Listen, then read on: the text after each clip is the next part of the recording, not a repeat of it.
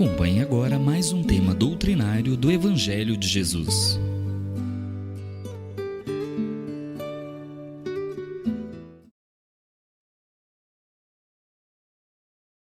Boa noite a todos, que a paz de Jesus esteja presente mais uma vez nesse momento de reflexão do Evangelho de Jesus à luz da doutrina espírita. É com muita satisfação e alegria que estamos aqui mais uma vez reunidos com vocês. Peço licença a todos para poder estar com vocês, nos lares de vocês, para que possamos assim juntos fazer aqui um pequeno estudo da noite de hoje. E nossos irmãos dessa casa, do grupo da Fraternidade Espírita Irmão Aniceto, nos solicitou que a gente falássemos aqui hoje um pouco sobre o tema do capítulo 5, Bem-aventurado os aflitos. E o item que a gente vai ler desse capítulo é o item 22. Se fosse um homem de bem, teria morrido. Um tema bastante interessante, muito intrigante e que vale a pena a gente estudá-lo na noite de hoje. Então, quando foi passado para nós esse tema, eu automaticamente lembrei aqui de um caso, de uma história, narrada por um saudoso irmão nosso do movimento espírita, nosso querido Jerônimo Mendonça, que viveu em Minas Gerais. Ele narra algo bastante curioso para todos nós. Ele disse que, certa vez, ele foi convidado para fazer uma palestra em uma casa espírita, em certa época, e estava tudo já organizado, e no dia da palestra ele se sentiu mal, indisposto, com febre, e por recomendação médica, o médico disse a ele que ele deveria evitar sair de casa naquele dia. Então Jerônimo ligou para um irmão muito querido e pediu para que ele o substituísse naquela noite da reunião. E assim foi feito. O irmão, ao qual foi convidado, dirigindo-se à casa em seu carro, houve um acidente. O carro capotou e ele quase desencarnou. E naquele momento ali, ele lembrou que ele levava um evangelho no porta-luvas do carro e abriu o evangelho ao acaso. E quando ele abriu o evangelho, justamente caiu nessa página, no capítulo 5.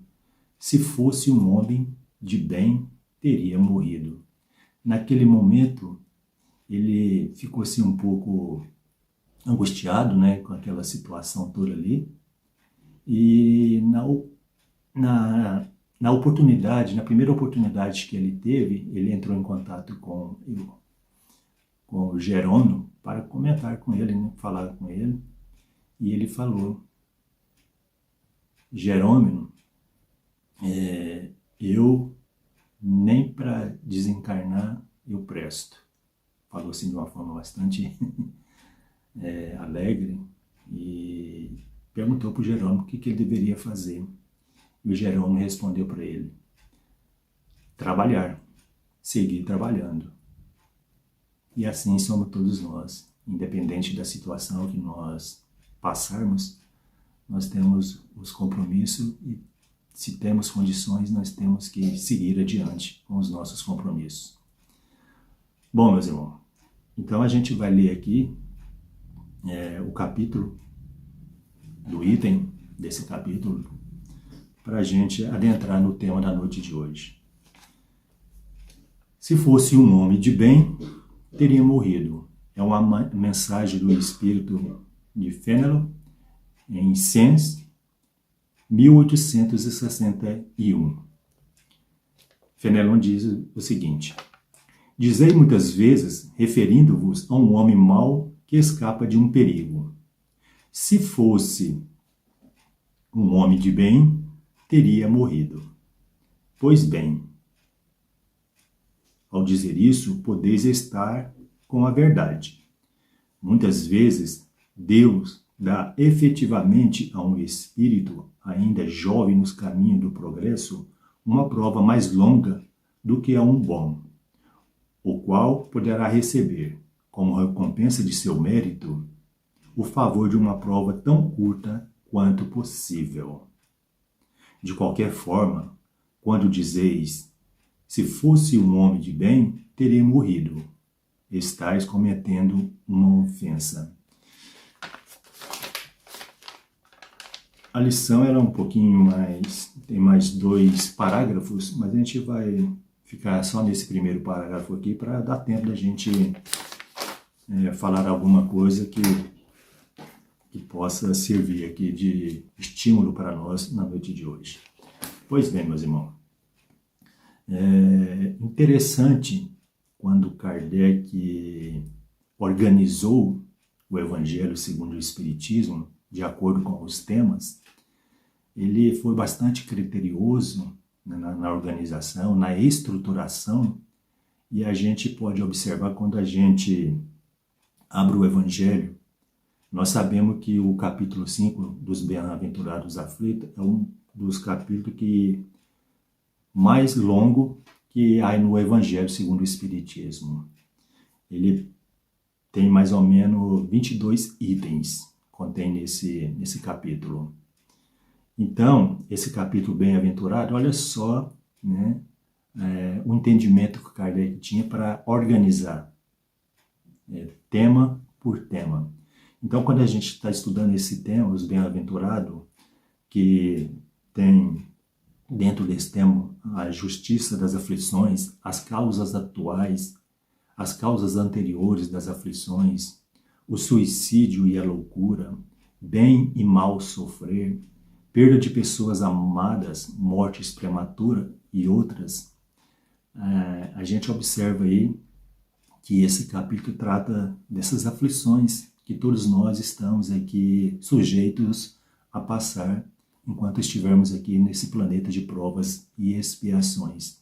Mas o mais interessante, quando ele aborda esse tema nesse capítulo, dessas aflições que nós estamos sujeitos a passar, em seguida, no capítulo 6, vem algo extraordinário para todos nós, um consolo, que é o Cristo Consolador, o Cristo Consolador, que nos traz aí essa esperança para todos nós. Apesar de ter passado por essas aflições, por essas dificuldades, sempre há aí uma esperança de reverter as dificuldades, os momentos difíceis e de provas. Então, o Cristo Consolador é esse irmão que, por exemplo que nos deu quando da sua vinda aqui, ele deixou, né, através dos seus exemplos aqui, que nós também podemos superar através da fé, da esperança, do trabalho. Então, assim, nós temos também que espelhar no nosso irmão maior. Então, isso é bastante interessante para nós, fazer atentar por esse detalhe tão importante que Kardec preparou para todos nós. Então, ao tema que nos compete falar hoje, sobre se fosse um homem de bem teria morrido, afinal de contas, quem é esse homem de bem? E o que é ser esse homem de bem que Fenelon fala para nós? Afinal de contas, quem deveria morrer de bem? O homem de bem ou o homem mau? Então, esse é sempre uns questionamentos que a gente faz conosco mesmo, e a gente, com o poder que às vezes nós, sem se dar conta, de julgador, né, de julgar os desígnios de Deus, nós queremos nos colocar na condição de Deus para estar julgando aí o nosso semelhante, quem deveria ir primeiro, quem deveria ir antes. Então, a gente observou aqui, através do tema da lição, que a gente acabou de ler aqui, porque tudo isso é relativo. Porque um homem de bem, às vezes ele pode ir antes e também pode ir com um tempo mais avançado. E ao contrário também, um homem de mal, ele pode durar aqui 80 anos, 100 anos, 50. Isso depende da condição, daquilo que foi programado. Então, tudo está dentro de uma planificação, de um planejamento que a espiritualidade organizou e que nós temos que passar por essa organização. Então, assim funciona. Então, dentro da história aí, a gente, que a gente já observou, aí, irmãos nossos, o próprio Chico, que era um homem de bem, ele quase chegou aos 100 anos. Tantos outros, Bezerra, não chegou aos 100, mas ele teve uma vida longa, praticando bem. E às vezes, um homem mau, que a gente às vezes considera que é um homem mau, que não deveria estar aqui conosco, e ele já, como se diz, né, no ditado, vaso ruim não morre, vaso ruim não quebra. Aliás, isso seria ao contrário, né?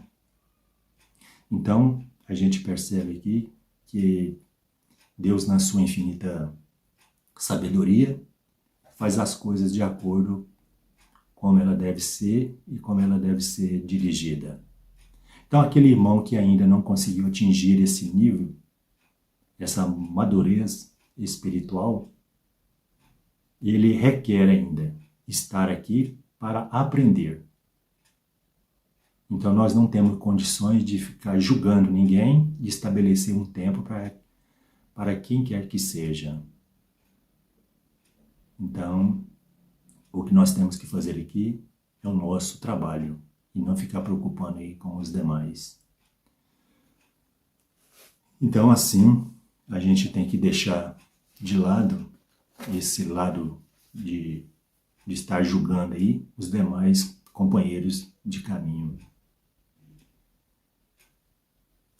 Temos essa facilidade porque nós ainda, como espíritos imperfeitos que habitamos este mundo de provas e expiações, então, e tudo isso, a partir do momento que a gente começa a compreender através dos estudos que a doutrina espírita nos oferece, essa gama de informações que nós temos, facilita a nossa compreensão para entendermos o porquê das coisas.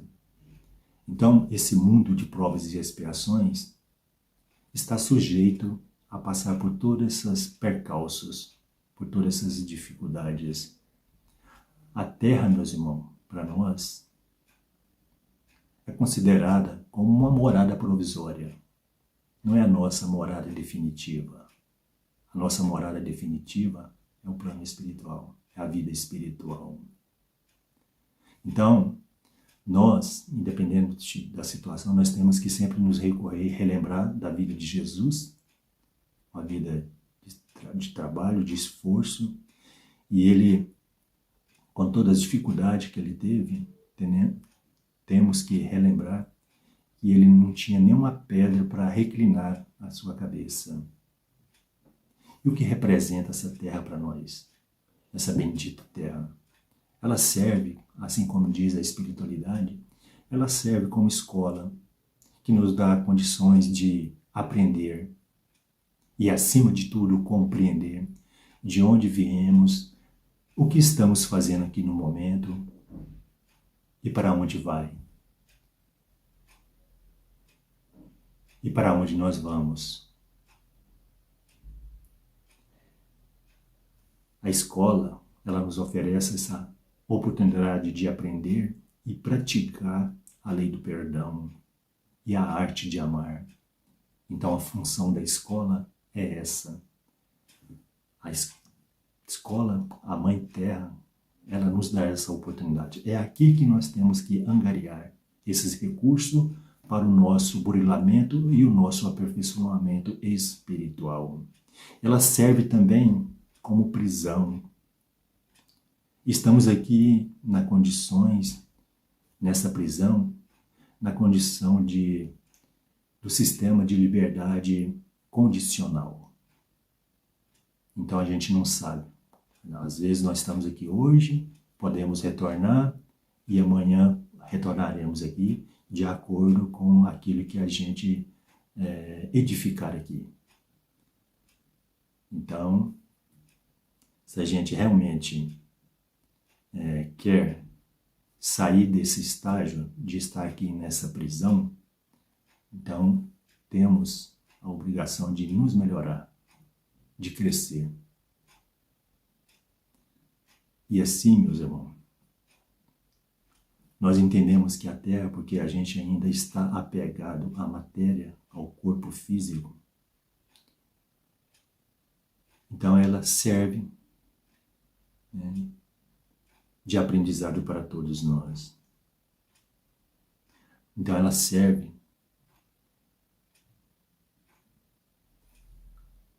esse momento para nós fazer o nosso adiantamento, para o nosso crescimento, tanto moral como espiritual, que cabe todos nós poder utilizá-lo como forma de crescimento. E a Terra, para nós também, ela serve como um hospital. E podemos dizer, bendito hospital,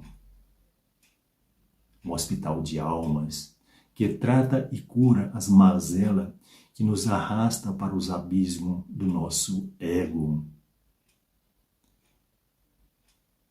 Quem de nós não conserva em nós as heranças do orgulho, do egoísmo, da avareza, do ciúme, do ódio?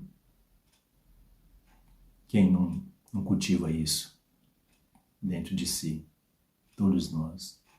Então é por isso que nós estamos aqui ainda, nesse planeta ainda de provas e expiações, e que já está caminhando em busca da sua própria regeneração. E isso já está ocorrendo. Porém, diante de todas essas mazelas, de todas essas dificuldades, nada, segundo os nossos guias, segundo os nossos mentores, nada está perdido para nós. Porque Jesus foi e será sempre o nosso guia e modelo. E Ele é o médico das almas. E Ele, com certeza, Ele nunca pediu e nem pedirá para nós algo que não podemos fazer. Ele pede muito pouco de cada um de nós. Ele pede um pouco somente de esforço e de trabalho. Porque nós temos que sempre estar interessados e recorrer sempre o tesouro das horas perdidas que nós, às vezes, ainda não sabemos aproveitar do momento, das horas. E às vezes nós perdemos muito tempo. Não aproveitamos as oportunidades que o Pai sempre nos dá. Que tempo é esse? O tempo que nós desperdiçamos. Às vezes nós temos um compromisso, não assumimos por os outros interesses que nós achamos que vale mais a pena. E às vezes nós desperdiçamos aí esse tesouro do tempo. Gostaríamos aqui de fazer uma leiturinha aqui do livro O Céu e o Inferno, ou Justiça Divina, segundo o Espiritismo, algo bastante interessante para nós que fala sobre esse tempo. Então, é uma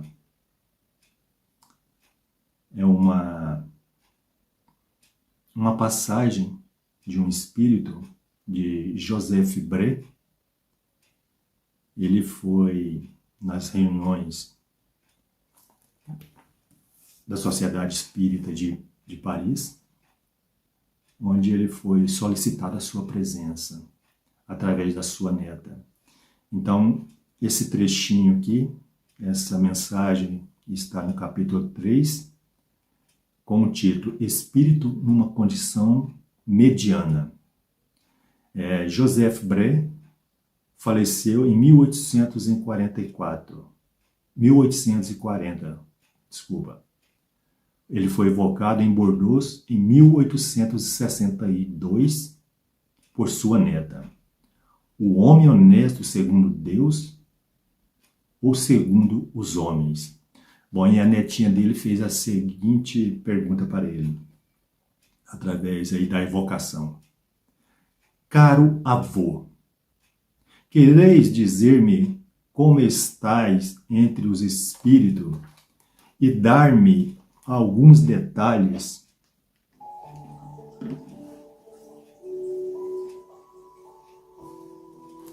e me dar alguns detalhes instrutivos para o nosso adiantamento? Olha a resposta de Joseph. Tudo o que quereis, minha cara criança, espio a minha falta de fé, mas a bondade de Deus é grande. Leva em conta as circunstâncias. Eu sofro, não como poderás entendê-lo, mas de desgosto por não ter empregado bem o meu tempo na terra. Olha só, às vezes a gente tem aqui essa oportunidade de estarmos aqui, né? Essa oportunidade bendita que a espiritualidade nos deu através da reencarnação, e aqui a gente fica aqui um certo tempo que foi programado e nós às vezes tivemos assim feito um compromisso conosco mesmo, com a nossa consciência, foi planejado, e aqui a gente envolve com outras coisas e deixa isso para segundo ou terceiro planos e às vezes nem executa, e às vezes nós perdemos esse precioso tempo. Então, mas nunca está perdido, sempre há a oportunidade da gente recomeçar. Para nós não importa o tempo que foi programado na espiritualidade para estar aqui. O mais importante, meus irmãos, é cumprir bem o nosso compromisso e voltar bem melhor como um homem de bem. E caso não cumprimos o que foi planejado para nós e autorizado pelos guias, eles vão de uma certa forma intervir. Eles vão fazer alguma coisa para mudar a situação, para que nós não continuamos sem cumprir a nossa programação, o nosso compromisso. Então eles vão fazer de tudo para que não percamos o tempo sagrado da reencarnação.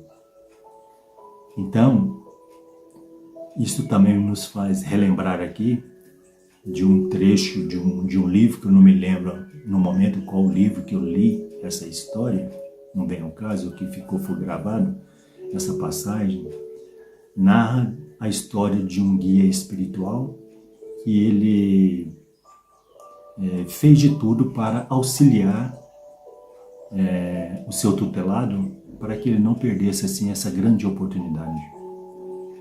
Então esse irmão, esse guia, ele estava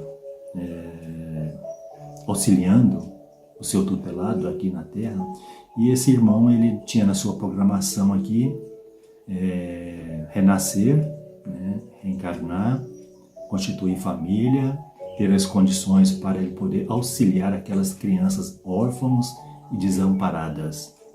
E chegando aqui, ele envolveu com outras coisas, com a diversão que o mundo oferece, as ilusões, as amizades, os negócios, e deixou de lado esse compromisso.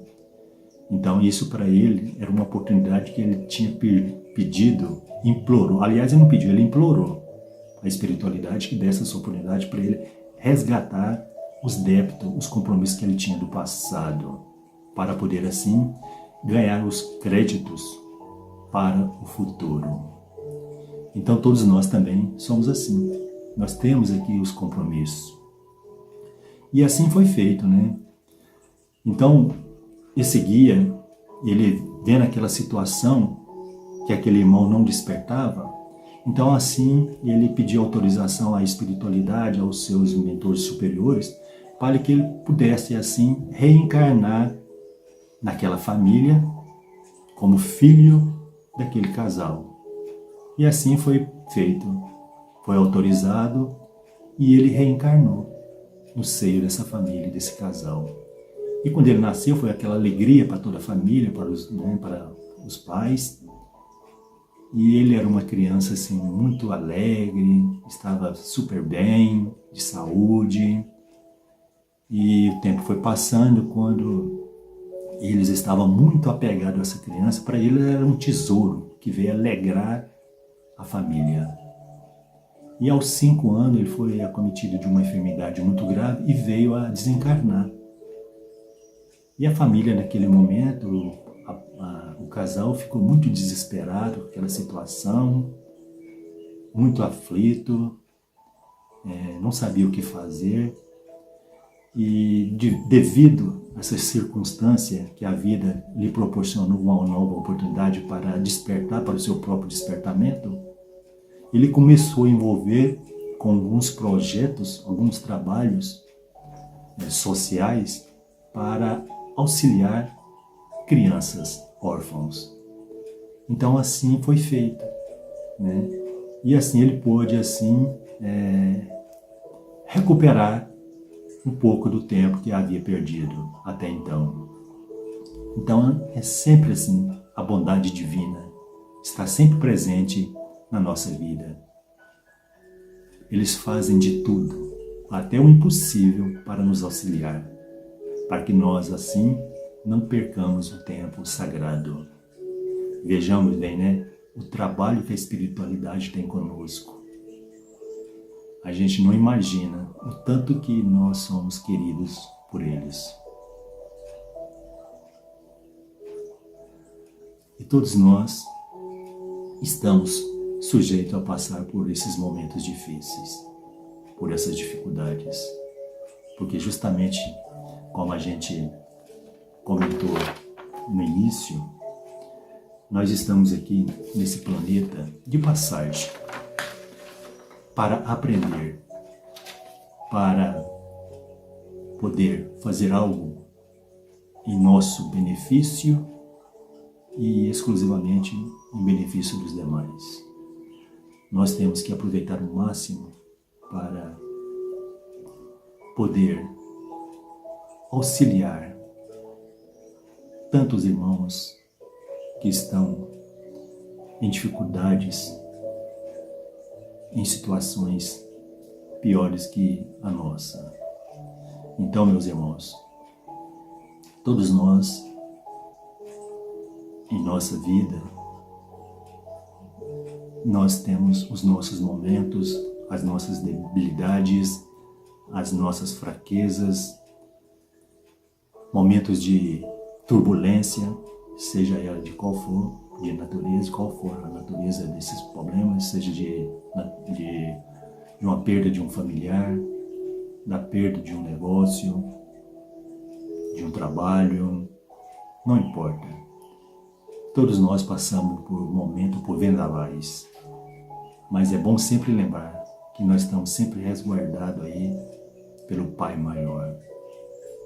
Então é isso, para encerrar a nossa conversa, o nosso bate-papo da noite de hoje. A gente lembrou aqui de uma pequena historinha de uma criança, de um garoto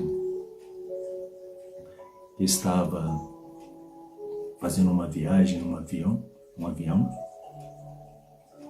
Isso me lembra do filme do Chico Xavier, naquele momento que ele estava de viagem, naquele avião, e naquele momento houve uma turbulência e todos entraram em pânico, e assim estava acontecendo com esse garotinho nesse voo. Houve um momento ali de turbulência natural que acontece, geralmente acontece em todos os voos, para quem já viajou de avião, já passou por isso, né? E todo aquele processo ali, todo aquele momento ali, aquela confusão, as pessoas gritando.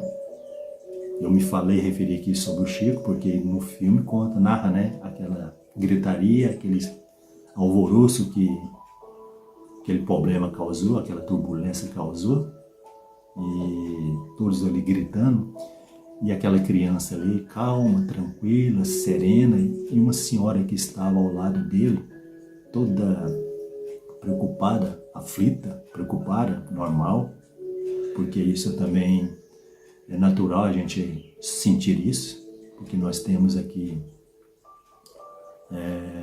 aquele sentimento de sobrevivência, o instinto de sobrevivência. Então isso acontece, ocorre, é natural que nós sintamos isso. Então aquela senhora, vendo aquela calma daquele garoto ali, não perguntou o que passava com ele, porque ele estava tão calmo. Será que ele não estava percebendo o que estava passando em volta deles? E ele respondeu para ela que sim, que estava observando, mas que ele estava tranquilo. Mas por que está tão tranquilo? E ele respondeu, porque o piloto que está comandando esse avião é o meu pai. E assim, meus irmãos, somos nós. Apesar das turbulências que nós estamos enfrentando no dia a dia, nas dificuldades, nós temos sempre um piloto, o pai, que está pilotando essa aeronave. Então confiemos no Pai Maior, que Ele nos vai dar os recursos para a gente superar as aflições e as turbulências que a vida física nos oferece a cada um de nós. Agradeço a todos a oportunidade de mais uma vez estar aqui para estudarmos, e que Jesus continue sendo aí o nosso guia e modelo a vida fora. Muita paz a todos e que assim seja.